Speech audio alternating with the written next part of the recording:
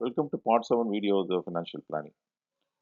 இது வந்து post retirement planning பற்றி பார்க்க போகிறோம். அதாவது ரிட்டையர்மெண்ட் கார்பஸ் வந்து நம்ம கிரியேட் பண்ணியாச்சு. ஸோ அது எப்படி அந்த மணியை வந்து நம்ம ஹேண்டில் பண்ண போகிறோங்கிறத இந்த வீடியோவில் நம்ம பார்க்க போகிறோம். இது வரைக்கும் அந்த வீடியோவில் எல்லாமே நான் என்னுடைய எக்ஸ்பீரியன்ஸை ஷேர் பண்ணியிருந்தேன். என்ன மிஸ்டேக்ஸ் எல்லாம் பண்ணணும், அதெல்லாம் கரெக்ட் பண்ணால் எது உங்களுக்கு பெட்டராக இருக்குங்கிறத பற்றி சொல்லியிருந்தேன். பட் இதில் வந்து நான் என்ன ஃபியூச்சர் பிளான்ஸ் வச்சுருக்கேங்கிறத சொல்லலான் இருக்கேன். உங்களுக்கு எதாவது யூஸ்ஃபுல்லாக இருந்ததுன்னா அதை நீங்கள் யூஸ் பண்ணிக்கலாம், இல்லை எதாவது மாடிஃபிகேஷன் பண்ணுறதா இருந்தாலும் பண்ணிக்கலாம். ரிட்டையர்மெண்ட்டுக்கு முன்னே இருக்கிற பிளானிங்க்கும் பின்னால் பண்ண போகிறதுக்கும் பெரிய வித்தியாசம் இருக்காது. அதில் ஒன்றே டிஃப்ரென்ஸ் என்னென்னா, ப்ரொடெக்ஷன் பிளானிங்கில் டேர்ம் இன்சூரன்ஸு நமக்கு தேவைப்படாது. ஏன்னா எல்லா கமிட்மெண்ட்ஸும் முடிச்சிருப்போம். ஸோ அதனால் ஒன்லி மெடிக்கல் இன்சூரன்ஸ் மட்டும் எடுத்தால் போதும். அதே மாதிரி நமக்கு எதுவும் இதில் கோல் அச்சீவ் பண்ணுற மாதிரி எதாவது இருக்காது. ஸோ நம்ம பிளானிங் எல்லாமே நம்ம வந்து ஃப்யூச்சர் எக்ஸ்பென்சஸ்க்கு நம்ம எவ்வளோ நாள் உயிரோடு இருப்போங்கிறத பொறுத்து அதுக்கு தகுந்த மாதிரி நம்ம பிளான் பண்ணிக்கலாம். யூஸ்வலாக 85-90 வரலாம் பிளான் பண்ணலாம். பட் அதுக்கு முன்னால் நம்ம எதாவது ஒன்று ஆனாலும் அதனுடைய வெல்த் பூரா நம்ம சில்ட்ரனுக்கு தான் போய் சேரப்போகுது. ஸோ மானிட்டரிங் எல்லாமே சேம். இந்த ரைட்டிங் வில்லுங்கிறது நம்ம கடைசி வீடியோவில் பார்க்க போகிறோம். ஸோ போஸ்ட் ரிட்டையர்மெண்ட் பிளானிங்கில் ஃபஸ்ட்டு பார்ட் என்னென்னா, நம்ம எக்ஸ்பென்சஸ், ப்ரெசன்ட் எக்ஸ்பென்சஸ் என்னங்கிறத பார்க்க போகணும். இப்போ உங்களுக்கு ஒரு சொந்த வீடு இருக்குது, நீங்கள் கப்பலில் 2 பேர் இருக்கிறீங்க, சில்ட்ரன்லாம் செட்டில் ஆகிட்டாங்க. ஸோ என்னென்ன எக்ஸ்பென்சஸ் இருக்குது, வாய்ப்பு இருக்குது அப்படின்னா, முதல்ல வந்து மெடிக்கல் இன்சூரன்ஸ் இஸ் மஸ்ட்டு. அடுத்தது ரெகுலர் எக்ஸ்பென்சஸ், அது டிரான்ஸ்போர்ட்டேஷன். இப்போ ஒரு வெஹிக்கிள் வச்சுருந்தீங்கன்னா வெஹிக்கிள் மெயின்டெனன்ஸ், டீசல் எக்ஸ்பென்சஸ் எவ்வளோ ஆகும் அப்ராக்சிமேட்லாம். அதே மாதிரி மெடிக்கல் எக்ஸ்பென்சஸ் ஏதாவது இருந்ததுன்னா என்னங்கிறதையும் நோட் பண்ணி வைக்கணும். அது நம்ம லீஷர் ஆக்டிவிட்டீஸு, ஹாபிஸ் எதாவது இருந்ததுன்னா, ட்ராவல் பிளான்ஸ் எதாவது வச்சுருந்தோம், நான் எசென்ஷியல் எக்ஸ்பென்சஸ் எதாவது இருந்ததுன்னா எல்லாத்தையும் கணக்கு போட்டு ஒரு இயருக்கு கணக்கு போட்டிங்கன்னா ஒரு மாதத்துக்கு எவ்வளோங்கிறது நம்ம தெரிஞ்சுக்கலாம். 50,000, 1,00,000, 1,00,000 அப்படிங்கிறத நம்ம தெரிஞ்சுக்கலாம். ஸோ அதுக்கு அடுத்தது இன்கம் சோர்ஸஸ் என்னென்ன இருக்குது அப்படிங்கிறத பார்க்கணும். சப்போஸ் நீங்கள் பென்ஷன் வாங்குற மாதிரி இருந்தால் பென்ஷன் இன்கம் எவ்வளவு, ரெண்ட் இன்கம், பில்டிங் எதாவது கட்டி வாடகை கொடுத்தீங்கன்னா rent income. Suppose part time ஒர்க்கோ இல்லை நீங்கள் ஜாபே கண்டினியூ பண்ணுற மாதிரி இருந்தால் அதனுடைய இன்கம். அதே மாதிரி இன்ட்ரெஸ்ட் இன்கம். இப்போ நீங்கள் ஒரு ஃபிக்ஸ்டு டெபாசிட்ஸ் அந்த மாதிரி எதாவது போட்டு அந்த இன்ட்ரெஸ்ட் இன்கம் கூட இதில் கால்குலேட் பண்ணிக்கலாம். ஸோ இதெல்லாம் உங்களுக்கு தெரியும் எவ்வளோ டோட்டல் இன்கம் அப்படிங்கிறது. ஸோ எக்ஸ்பென்சஸை பொறுத்தவரையிலும் நம்ம வந்து இன்ஃப்ளேஷனை பார்க்கணும். ஏன்னா இப்போ ப்ரெசென்ட் எக்ஸ்பென்சஸ் சப்போஸ் 1 lakh இருக்குன்னு வச்சுங்களேன். இந்த மாதிரி ஒரு எக்ஸல் ஷீட்டில் போட்டு வச்சுன்னா நம்ம 7% இன்ஃப்ளேஷனுக்கு இந்த மாதிரி கால்குலேஷன் நம்ம யூஸ் பண்ணிக்கலாம். இப்போ சப்போஸ் 60 years இருக்கீங்க, 2024 ரிட்டையர்லான் இருக்கீங்க, பர் மந்த் வந்து ஒரு 1 lakhன்னு வச்சுக்கிட்டா நெக்ஸ்ட்டு 5 yearsக்கு எவ்வளோ வரும் அப்படிங்கிறது நம்ம ஒவ்வொரு 5 yearsக்கும் இந்த மாதிரி ஒரு எக்ஸல் ஷீட்டில் போட்டு வச்சுக்கலாம் டில் 100 years. இதில் எல்லோடு இருக்கிறத சேஞ்ச் பண்ணாலே போதும். இப்போ சப்போஸ் ஏஜ் வந்து நீங்கள் 58 கால்குலேட் பண்ணோம், இயர் 2024. இப்போ நீங்கள் சப்போஸ் 50,000 தான் வேணும், இப்போ ப்ரெசென்ட் எக்ஸ்பென்சஸ் இருக்குது அப்படின்னா நம்ம போட்டிங்கன்னா எல்லாமே ஆட்டோமேட்டிக்காக இது மாறிக்கும். இதேமாதிரி இயரும் நீங்கள் சேஞ்ச் பண்ணிங்கன்னா இப்போ சப்போஸ் 2025 அப்படின்னு போட்டிங்கன்னா இயரும் சேஞ்ச் ஆகிடும். ஸோ எந்த இயரில் எந்த ஏஜில் நமக்கு வந்து பர் மந்த் என்ன எக்ஸ்பென்சஸ் ஆகுங்கிறது இதில் இன்ஃப்ளேஷன் கால்குலேட் பண்ணிக்கும். ஸோ நம்ம எல்லாம் இப்போ நம்ம கால்குலேட் பண்ணுறது எல்லாமே 60 years, 2024, 1 lakhன்னு நம்ம வச்சுக்கலாம். இது நீங்கள் உங்களுக்கு தகுந்த மாதிரி இதில் நீங்கள் அட்ஜஸ்ட் பண்ணி இந்த 3 இது என்ட்ரி பண்ணிங்கனாலே போதும். இது எல்லாமே ஆட்டோமேட்டிக்காக மாறிக்கும். ஸோ ஒவ்வொரு நெக்ஸ்ட் 5 yearsக்கு என்ன இருக்குது, இப்போ 65 yearsனா நெக்ஸ்ட் 5 yearsக்கு எவ்வளோ தேவை அப்படிங்கிறத நம்ம இந்த எக்ஸல் ஷீட்லேயே நம்ம கால்குலேட் பண்ணிக்கலாம். ஸோ அந்த இன்ஃப்ளேஷன் அட்ஜஸ்டட் எக்ஸ்பென்சஸ் என்னங்கிறது கால்குலேட் பண்ணியாச்சு. ஸோ இனிமேல் நம்ம இன்வெஸ்ட்மெண்ட் பிளானிங்கை ஸ்டார்ட் பண்ணிடலாம். ஸோ ஃபஸ்ட்டு வந்து நம்ம ப்ரெசன்ட் கார்பஸ் என்ன இருக்குங்கிறத நம்ம தெரிஞ்சுக்கணும். அதனுடைய லிக்விட் அசட்ஸ் எதுங்கிறது நீங்கள் முதல்ல உங்களுக்கு எல்லாமே அசட் அலோகேஷன்லாம் பண்ணி கணக்கு வச்சுருப்பீங்க. ஸோ அதனால் ஈஸியாக அதை கண்டுபிடிச்சிடலாம்.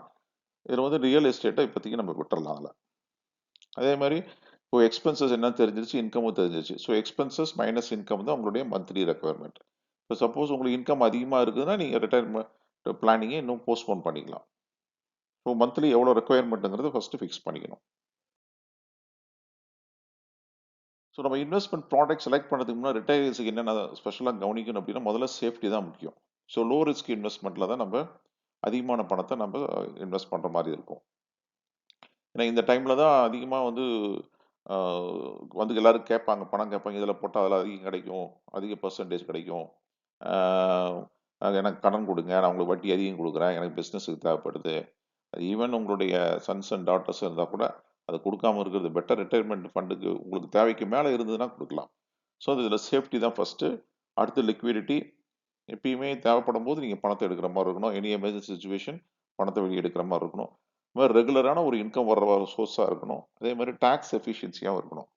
நீங்கள் சப்போஸ் ஒரு எப்படி அந்த மாதிரிலாம் போடும்போது ஒரு 30% டேக்ஸ் கட்டுற மாதிரி வரும், மற்றல ஒரு 10%. ஸோ அதையும் கணக்கில் கொண்டாந்து நம்ம கால்குலேட் பண்ணும்போது இதையும் பார்க்க வேண்டியதாக இருக்கும்.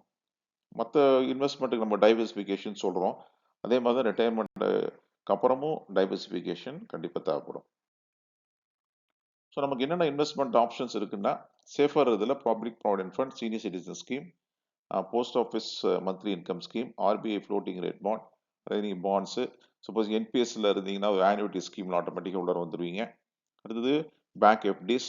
அது நீங்கள் எஃப்டியை பொறுத்தவரைக்கும் ஒரு சேஃபான பேங்க்ஸில் நீங்கள் போட்டுக்கிறது பெட்டர். அடுத்து டெப்ட் மியூச்சுவல் ஃபண்ட்ஸ். இதெல்லாம் தான் safer or low risk funds. But ஈக்விட்டிலையும் நீங்கள் ரிட்டைர்மெண்ட்டுக்கு அப்புறமும் போடலாம். பட் நம்ம குறைவான அளவில் தான் இருக்கணும். ஆனால் அது போடாமல் இருக்கக்கூடாது. இல்லைன்னா உங்களுக்கு பின்னால் வந்து உங்களுக்கு ஃபண்டு பத்தாமல் போயிடும்.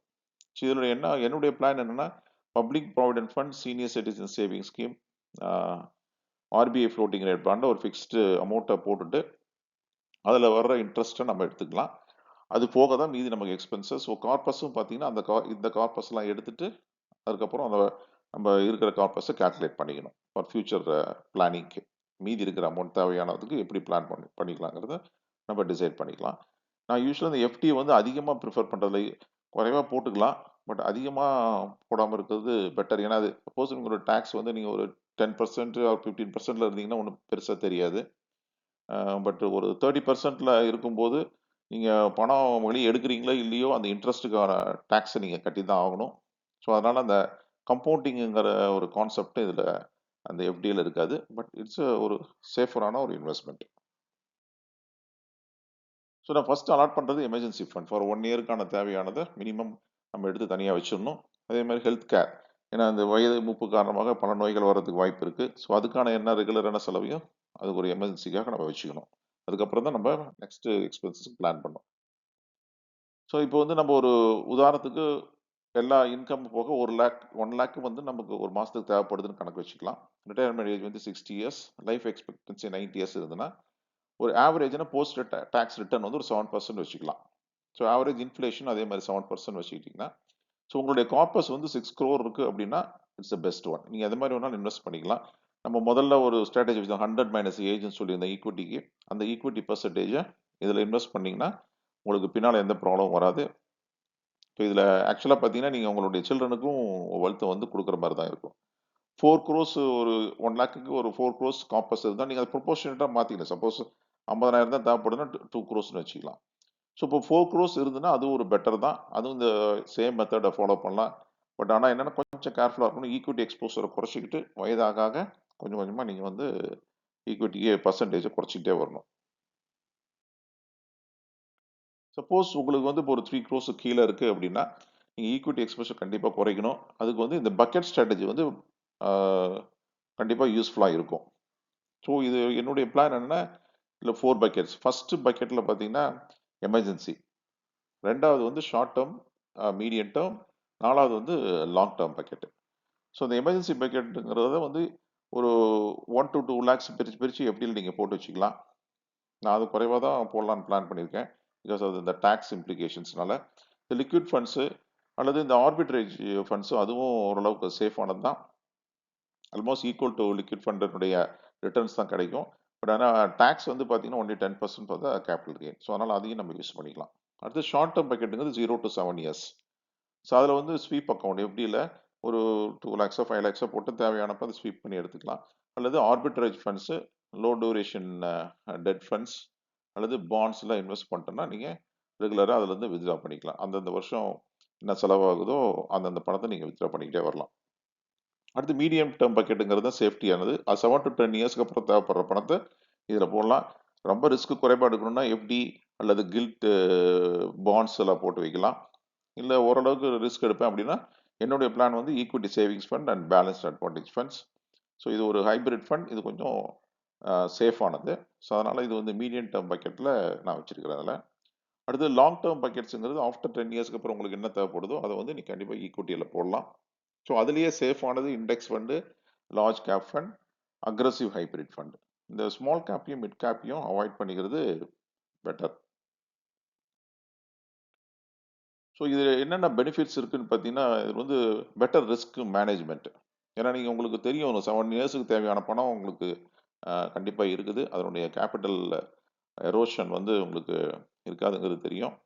அதனால உங்களுக்கு இப்போ பீஸ் ஆஃப் மைண்ட் இருக்கும். அதே மாரி ஃப்ளெக்சிபிலிட்டி வந்து கொஞ்சம் அதிகம் அதில. ஏன்னா நீங்க ஒவ்வொரு வருஷமும் போர்ட்ஃபோலியோ ரீபேலன்ஸ் பண்ணும்போது நீங்க எப்படி வேணாலும் மாத்திக்கலாம். ஸோ அதனால ரிட்டயர்மென்ட் இன்கம் வந்து manage பண்றதுங்கிறதும் easy.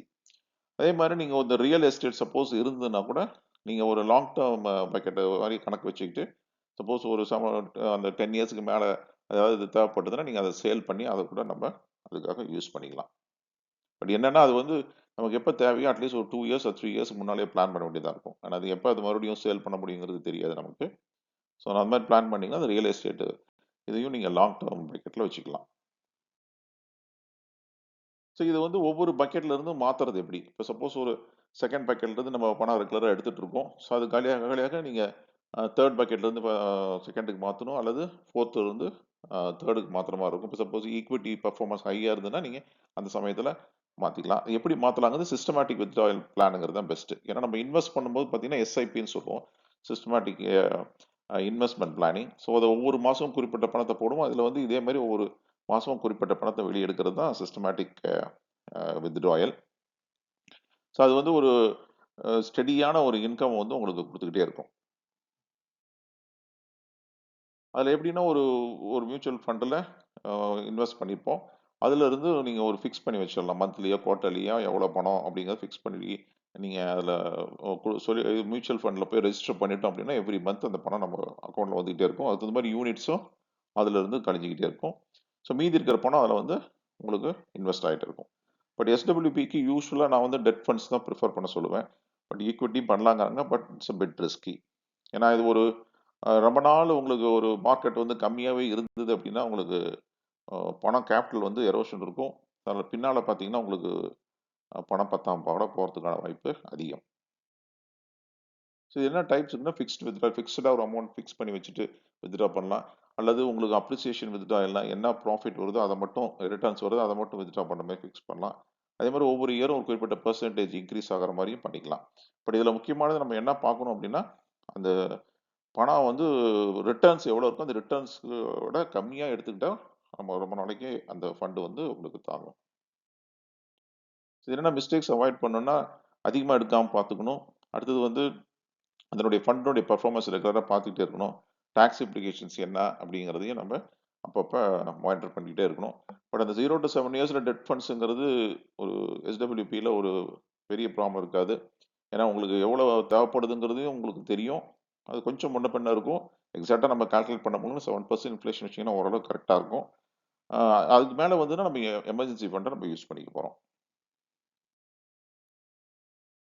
So regular investment plan மாரி இதுவும் ஒரு ரெகுலரா நீங்க ஒரு மானிட்டர் பண்ணி ரீபேலன்சிங் எவ்ரி இயரும் பண்ணிக்கிட்டே இருந்தா தான் பெட்டரு. அதே மாரி நமக்கு என்னென்ன சர்க்கம்ஸ்டன்சஸ் இருக்கோ அதுக்கு தகுந்த மாரி நம்மளுடைய பிளான சேஞ்ச் பண்ணிக்கலாம். அதே மாரி இது ஃபினான்ஷியல் ட்ரெண்ட்ஸ் எவ்ரி இயர் பட்ஜெட்ல என்னென்ன அனௌன்ஸ் பண்றாங்க, டாக்ஸ் இம்ப்ளிகேஷன்ஸ் என்னங்கிறதையும் நம்ம கண்டிப்பா தெரிஞ்சு வச்சுக்கிட்டோம் அப்படிங்கிறது ரொம்ப நல்லது. அது ரொம்ப நாளைக்கு அந்த ஃபண்ட வந்து ஹேண்டில் பண்றதுக்கும் நமக்கு ஈஸியா இருக்கும். ஸோ மீதி எல்லாம் முடிச்சாச்சு. இப்ப கடைசில நம்ம அது எப்படி சேஃப்கார்ட் பண்ணி நம்ம எப்படி வில் ரைட் பண்ணலாங்கிற ஒரு சுருக்கமான வீடியோ அடுத்த வீடியோல பார்க்கலாம். டில் தென் குட் பை.